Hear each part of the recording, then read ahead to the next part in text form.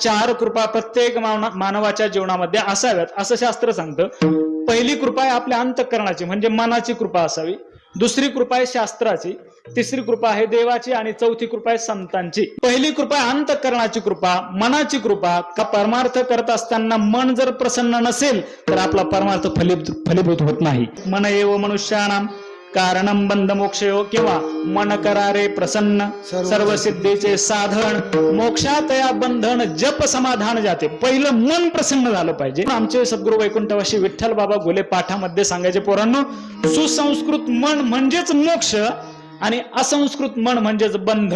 जर मोक्षाला जायचं असेल तर मनच कारणीभूत आहे आणि बंधाला जायचं असेल तरी मनच कारणीभूत आहे। आपण कोणतीही क्रिया करत असताना ज्ञानोबा म्हणतात कुठे यावं लागतं, ते मनात यावं लागतं। कीर्तनाला जावं असं आपल्या पायाला वाटावं का मनाला वाटावं?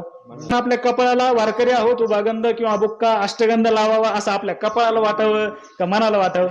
आवडे ते वृत्ती किरीटी आधी मनोनेची उठी मग ते वाचा देठे कराची ये। तुकोबाराय म्हणतात, आज आमची परमार्थामध्ये जी वाटचाल आहे, आमच्या मुखातून पंचमवेद असणारी गाथा जी निर्माण झालेली आहे, देवाचा साक्षात्कार आम्हाला जो झालेला आहे, परमात्मा आमच्याशी जो बोलतो आहे, याला कारणीभूत जर काय असेल तर पहिली आमच्यावरती आमच्या मनाने कृपा केली। तुकोबाराय म्हणतात, मनुराज एक देह पुरी